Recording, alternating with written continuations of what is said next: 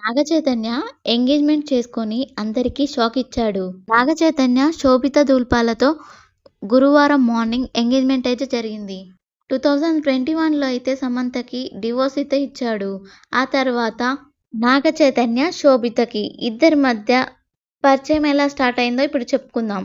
ఒక 1 ఇయర్ ముందు వీరిద్దరూ ఒక రెస్టారెంట్‌లో అయితే కనిపించారు. అప్పటికే వాళ్ళిద్దరి మధ్య ఏముందనేది అందరికైతే డౌట్‌లొచ్చినాయి.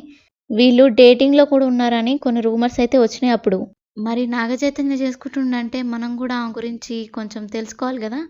ఇప్పుడు మాట్లాడుకుందాం ఆమె గురించి.